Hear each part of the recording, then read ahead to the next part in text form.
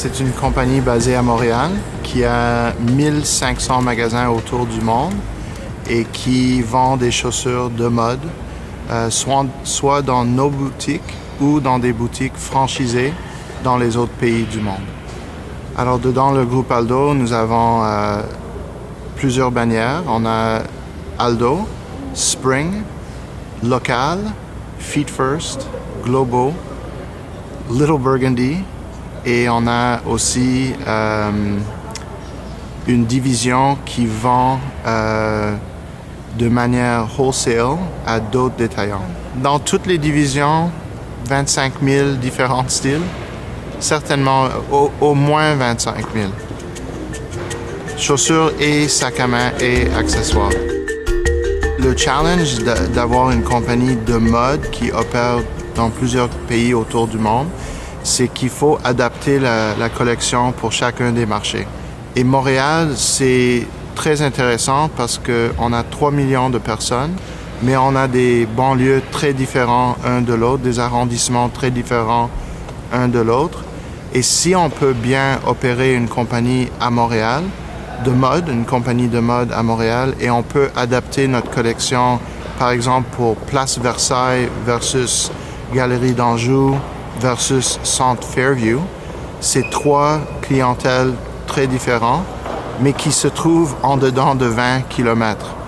Alors, ça nous apprend comment faire du micro mise en marché pour bien adapter la collection pour les besoins de la clientèle dans chacun de ces régions.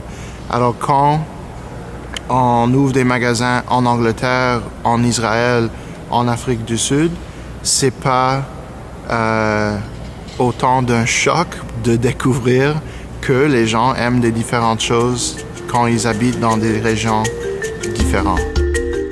Beaucoup de gens pensent que la première étape, c'est un morceau de papier blanc et que le designer va juste commencer avec des idées.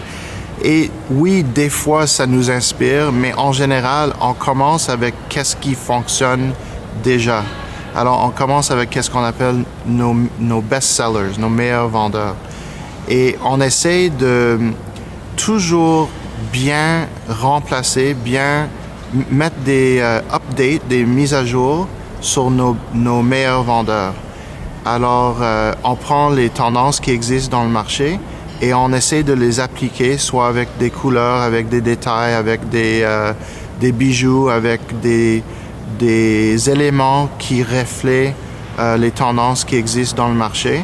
Et on les applique sur un style qui a déjà bien performé pour nous. L'autre façon, c'est qu'on s'inspire, on voyage partout au monde, on acheter des échantillons et de partir avec d'autres idées qui peuvent venir des voitures, des motos, de l'art, des sculptures, des sacs à main, toutes sortes d'objets peuvent rentrer dans notre pot. Deuxième étape, c'est de produire un échantillon. Alors, il faut bien détailler qu'est-ce qu'on veut et il faut l'envoyer à l'usine qui comprend cette sorte de marchandises. Par exemple, l'usine qui fabrique des flip-flops, c'est pas le magasin qui va fabriquer des talons hauts. Et une fois que c'est perfectionné, on travaille en groupe pour sélectionner ceux qui vont être achetés. Une fois que c'est sélectionné, là, ça c'est une décision critique. Combien est-ce qu'on devrait acheter? Combien de paires? Combien de paires est-ce qu'on devrait envoyer à chacun de nos magasins? À quel prix est-ce que ça devrait être marqué? Et quand est-ce qu'on devrait planifier les livraisons? Et tout ça que je viens de décrire, ça arrive à tous les 3 mois. Alors c'est assez intense. Beaucoup de gens pensent que nous avons le vent dans les voiles et j'ai pas l'impression de ça du tout. J'ai toujours l'impression qu'on voyage dans le vent, que ça nous frappe et que chaque jour c'est un défi pour trouver une manière pour battre le vent. Et je pense peut-être c'est ça qui nous a amené beaucoup de succès, c'est que On n'a jamais eu l'impression qu'on est arrivé. Je suis David Bensadoun, vice-président du groupe Aldo.